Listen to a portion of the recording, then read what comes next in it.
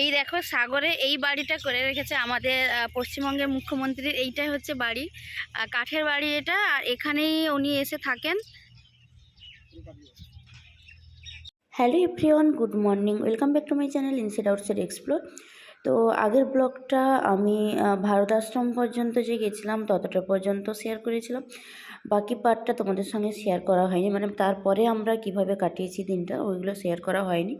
তো ওটা এই ব্লগটাতে পুরোটাই শেয়ার করব তোমাদের সঙ্গে।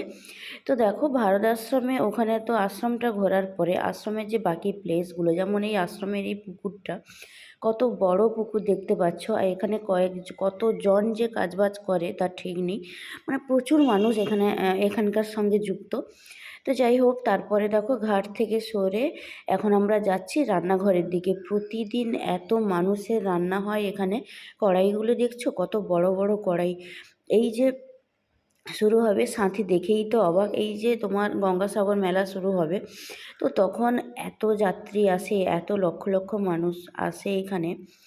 তো এই যে বড় কড়াইগুলো, এগুলো তো ব্যবহার হয়। তো এত বড় বড় কড়াইয়ে কীরকম রান্না করে আমি শুধু সেটাই ভাবছিলাম। তো তারপরে রান্নাঘর থেকে বেরিয়ে এসে তারপরে যেখানে খাওয়ার জায়গা, এখানে কম করে হলেও 400 জন মানুষ একসঙ্গে বসে খেতে পারবে। সামনেরটা দেখালাম কারণ আমি ভেতরের দিকে যাইনি। তো তারপরে আমরা এখান থেকে বেরিয়ে যাচ্ছি, মোটামুটি যতটা পারা যায় ভারত আশ্রমটা আমরা ঘুরে দেখেছি, মামা আমাদের ঘুরিয়ে দেখিয়েছে। তো তারপরে দেখি সামনের দিকে গিয়ে কি আছে। হ্যাঁ, এটা তোমার খেজুর রস, ওটা খেজুর গুড়, পুরো একদমই মানে পিওর যে খেজুর গুড় যেটা হয় ওইটা, এইটা। আর ওইগুলো তো তোমার একটু চিনি মেশানো আছে। এইগুলো তোমার কত গো?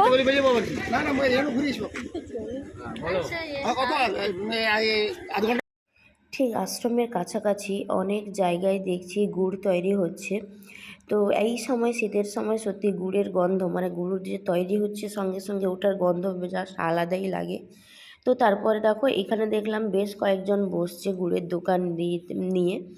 তো এইরকম হাঁড়িতে করে নিয়ে বসছে, কিছু সময়ের জন্য বসে, ওদের গুড় মোটামুটি বিক্রি হয়ে গেলে, সেল হয়ে গেলে চলে যায়।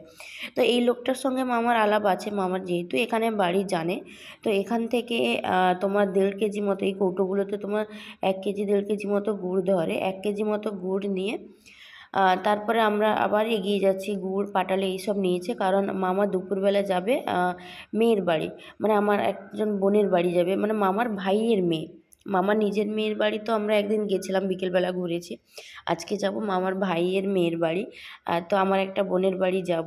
তো এই কারণে ওদের এই সময়টা থাকে না, তো আমার বাড়িতে যেমন নিয়ে গেছিলো মুড়ি পাটালি ওই সব, তো এখানেও ওই বোনটার বাড়িতে নিয়ে যাওয়া হবে। তো চলো এখন তোমাদের দেখাই সাগরে আরও কত ভালো ভালো জায়গা আছে, কি কি আছে এখানে। আর চারদিকটা মেলার কারণে সব সাজানো হচ্ছে, প্রচুর দোকান বসে, মানে নাকি হাজার হাজার দোকান বসে। আমি তো কোনো দিন দেখিনি, এইবারও আমাদের দেখার সৌভাগ্য হলো না, কারণ আমরা তো সাগর মেলা শুরুর আগেই আমরা ব্যাক করে আসছি। 4-5 দিনের জন্য গেছিলাম। তো এখন যে আমি এডিট করে যে তোমাদের ব্লগগুলো দিচ্ছি, আমি কিন্তু অ্যাকচুয়ালি বাড়ি চলে এসেছি। তো এখন আমরা আবার টোটো করে, মানে পায়ে হেঁটে সত্যি ঘোরা সম্ভব নয়, এত বিঘার পর বিঘা জমি কি করে পায়ে হেঁটে ঘুরবো, এই কারণে আমরা টোটো করেই ঘুরছিলাম। তো তারপরে আমরা চলে এসেছিলাম, এই দেখো গঙ্গাসাগর হেলিপ্যাড, এখানে আমাদের পশ্চিমবঙ্গের মুখ্যমন্ত্রী এখানেই আসেন, মানে হেলিপ্যাড ওই কারণে এখানে রেডি করা। এখানেই এসে এখানে কয়েকদিনের জন্য থাকে, ওনার বাড়ি আছে কাঠের, একটা সুন্দর করে একটা বেশ বাড়ি আছে, ওটাও তোমাদের সঙ্গে শেয়ার করব। তো এই হেলিপ্যাডটাও এতটা জায়গা জুড়ে, আমি তো জাস্ট দেখে মানে সত্যি মানে অবাকই হয়ে গেছি যে এখানেও এত বিঘার পর বিঘার জমি থাকতে পারে, মানে এখানে না এলে আমরা বুঝতেই পারতাম না। তো চলো এখন এটা ঘুরিয়ে দেখাই। যে গঙ্গাসাগর হেলিপ্যাড, এটা হেলিপ্যাডের কাছে এসছে, আর এখানে এসে দেখি মানে এত বড় এরিয়া নিয়ে এই চারদিকটা, আর পাশেই হবে চিড়িয়াখানা, কিছুদিন পরে ওটাও কমপ্লিট হয়ে যাবে। আর ও দেখো এটা থেকে লাফিয়েই ভেতরে চলে গেছে। তো এখন আমি আর ভেতরে যাইনি, কারণ ভেতরে কাজ হচ্ছিল, এই জায়গাগুলো সব রং করা হচ্ছিল, এই কারণে আমি আর ভেতরে গেলাম না। তো ওখান থেকে ঘুরে এসে তারপরে দেখো ইস্কন, এই ঠিক এই পাশাপাশি আছে ইস্কন মন্দির। তো এইটা ছোট্ট করে মন্দিরটা করা আছে, কিন্তু ঠিক পাশেই কিন্তু বড় করে মন্দিরের কাজ হচ্ছে, মন্দির হয়ে যাবে। আর এখন আমরা পায়ে হাতে একটু হাতটা জল দিয়ে ধুয়ে নিয়ে এখন ভেতরে যাব। তো চলো ভেতরে গিয়ে দেখি এখানে কি আছে। আমি এই ফার্স্ট টাইম ইসকনে এলাম। তো আমাদের কাঁথিতেও নাকি এখন ইসকন হয়েছে, তবে আমার যাওয়া হয়নি বা কোথায় হয়েছে আমি ঠিক জানি না, তবে শুনেছি যে কাঁথিতেও নাকি ইসকন হয়েছে। তো ভেতরটা এসে সিরিয়াসলি খুব ভালো লাগছে, কারণ হচ্ছে এখানে তোমার জগন্নাথ দেব আছেন। সবথেকে বড় কথা হচ্ছে মা বোন সবাইকে নিয়ে ফার্স্ট টাইম এরকম ঘুরতে বেরিয়েছি, তো ওরা ভীষণ খুশি হচ্ছে এই প্লেসগুলো ঘোরার পরে। আর এখানে দেখো প্রণাম করার পরে এখানকার যে প্রসাদ সেটা আমাদের একটু করে দিচ্ছিল। আর সিরিয়াসলি এত ভালো খেতে ছিল, ওটা জানি না কী দিয়ে বানিয়েছে, ভীষণ টেস্টফুল ছিল। তো এক এক করে আমরা সবাই প্রণাম করলাম। এই দেখো কি ভালো লাগছে না, জগন্নাথ দেব আছেন, তার সঙ্গে রাধা মাধবও আছে। তো এত সুন্দর করে সাজানো, সত্যি দেখে মানে সত্যি ভালো লাগছে। কি মানে ওটা না বলে বোঝানো যায় না। এই সব মুহূর্তগুলো বা এই সব জায়গাগুলো যখন ঘোরা হয়, যখন যাওয়া হয়, ওইগুলো না মানে ভাষায় বলে বোঝানো যায় না। মানে যখন যেই মুহূর্তে থাকা হয় বা ওই মুহূর্ত মানে চোখে দর্শন করার পরে যে ফিলিংসটা হয় বা এতটা ভালো লাগে কি বলবো। তোমরাও যারা যারা গেছো এরকম ইসকন মন্দিরে বা যে কোনো মন্দিরে যখন যাওয়া হয়, সত্যি মনটা ভালো হয়ে যায়, সেটা তোমরাও বোঝো। তো যাই হোক, এখন আমরা সবাই মিলে প্রণাম করলাম। প্রণাম করার পরে ওখানে চরণামৃত বা ওই টাইপের কিছু ছিল, ওটা দিল। দেওয়ার পরে তোমার আর যিনি ছিলেন না, উনি ভীষণ ভালো ছিলেন, কারণ এইরকম ভেতরে ক্যামেরা করা অ্যালাউ নেই, তবে আমাদেরকে কিছুই বলেনি, কারণ আমরা অনেক দূর থেকে গেছিলাম। আর মামা যেহেতু জানে এখানকারই, তো মামাকে খুব ভালোভাবে ওনারা চেনেন, তো এই কারণে আর কিছু বলতে পারেনি। তো ওই ঠাকুর দর্শন করে আমরা বেরোনোর পরে জানতে পারি মা ওইখানে যে মূর্তিটা বসানো আছে, মা ভেবেছে ওটা অরিজিনাল মূর্তি। তো মা তো আমাদের সঙ্গে ঝগড়াঝাটি করেছে, না ওটা অরিজিনাল মূর্তি আমি দেখেছি, আর চোখের পাতা ফেলছিল। তো এইসব বলে মা আবার পরে আবার ঘুরে গিয়ে আবার দেখে দর্শন করে এসছে, আবার গিয়ে ঘুরে আবার দেখে এসছে। তো আমাদের সঙ্গে তো যথারীতি ঝগড়াই শুরু করে দিয়েছিল যে না এটা অরিজিনাল মূর্তি। তো যাই হোক, তারপরে দেখো এই যে ভোগ দিয়েছে, মানে একটু দিয়েছে সিমাই, ওটা এত ভালো টেস্ট ছিল, মানে সিরিয়াসলি আমি এর আগে কোনো দিন খাইনি। সত্যিও আমি এর আগে কোনো দিন তো ইসকন যাইনি যে এখানে। এগুলো সব গঙ্গাসাগর মেলা যখন শুরু হবে, তো পৌষ মেলা, তো সেই কারণে এইগুলোই সব দোকান বসে, তো ওইগুলোরই প্রিপারেশন চলছে এখন। চারদিকটা সুন্দর করে সাজাচ্ছে।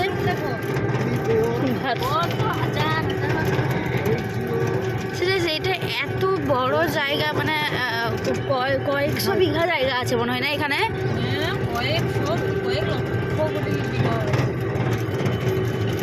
মানে এত বড় জায়গা, এইটুকু 2 কোটি টাকা, মানে এই ঘরটাতে থাকে, এই ঘরটাতে এলে থাকে। বাস ফাইনালি আমরা পৌঁছে গেছি।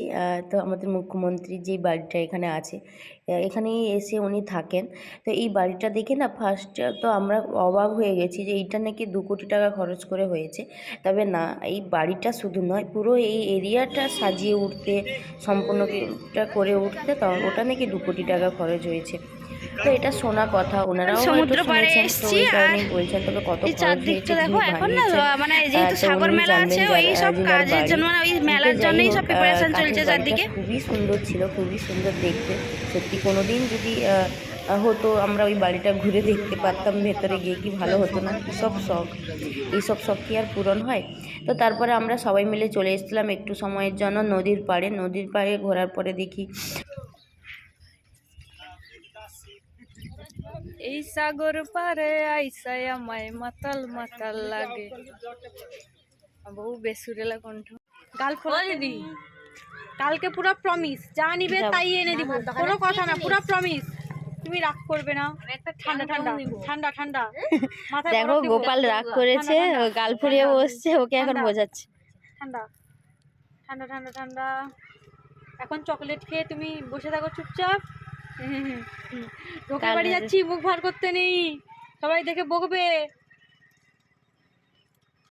তো তারপর আমরা দুপুরবেলা বোনের বাড়ি চলে গেছিলাম, আর যেতে যেতে আমাদের প্রায় 2টো মতো বেজে গেছিলো, কারণ চারদিকটা ঘুরে আর অনেকটা পথ ছিল। তো গিয়ে দেখি প্রচুর কিছু খাওয়ার আয়োজন করেছে, তার আগে তো শরবত দিয়েছে। খাওয়ার পরে দেখি মানে এত কিছু তরকারি করেছে, রান্নাবান্না করেছে। তো সত্যি বলতে কি দেরিও হয়ে গেছিলো, আর এতটা মানে সকালবেলা একটু পরোটা খেয়ে নিয়েছিলাম, তো সেভাবে খেতে পারিনি, কিন্তু প্রচুর কিছু রান্নাবান্না করেছিল। আর টেবিলে মোটামুটি আমরা বসছিলাম 12 জন মতো খেতে। তো ওদের বাড়িরও কিছুজন ছিল। আর দেখো কী কী রান্না করেছে: বেগুন ভাজা, আলু সিম ভাজা, বাঁধাকপির তরকারি, মাছের ঝাল, ডাল, চিকেন, তারপরে ছিল চাটনি, দই, মিষ্টি, পাঁপড়, মানে অনেক কিছুই বানিয়েছে। তো আমরা তারপর খাওয়া দাওয়া করে বেশি সময় ওদের বাড়িতে বসতে পারিনি, কারণ কয়েকদিনের মধ্যেই তো আমাদেরকে আবার ফিরে যেতে হবে। ওই 2-3 দিনের মধ্যে যতটা পারা যায় কভার করা যায়, ওটাই চেষ্টা করা হচ্ছে। তো তারপরে আমরা ওখান থেকে বেরিয়ে আবার চলে যাব এখন রামকৃষ্ণ মিশনের দিকে। এখানে রামকৃষ্ণ মিশনও আছে, যেখানে তোমার স্কুল, ওই রামকৃষ্ণ মিশনের আন্ডারে স্কুলও আছে, মিশনও আছে, সব কিছু একসঙ্গে একই গ্রাউন্ডের মধ্যে। তো তারপরে মাঝপথে গিয়ে আমরা একটু দাঁড়িয়ে গেছিলাম, কারণ সারা দিন সেই টোটো করে ঘুরছি, আর চোখ মুখের কী অবস্থা দেখো। বাবাকে বলছিলাম যে আমাদের মুখগুলো কেমন হয়ে গেছে, কিন্তু বাবা বেশ ঠিকঠাক আছে। আর তারপরে এখন সবাই মিলে কিছুক্ষণ দাঁড়িয়ে তারপরে আমরা আবার চলে গেছিলাম মিশনে। তো রামকৃষ্ণ মিশনে ঢুকে দেখি এখানেও অনেকটা জায়গা জুড়ে মিশন, স্কুল, সব কিছু। আর যেহেতু সন্ধ্যা নেমে এসছে, তো ওই কারণে দেখো আমার ক্যামেরার এখন অবস্থা ভীষণই খারাপ, কারণ সন্ধে মানে রোদ থাকলে বা দিনের বেলা আমার ক্যামেরার কোয়ালিটি যতটা ভালো থাকে, সন্ধ্যের পরে আমার ক্যামেরার কোয়ালিটি ততটা ভালো থাকে না। ওই কারণে যতটা পারা যায় তোমাদেরকে দেখালাম।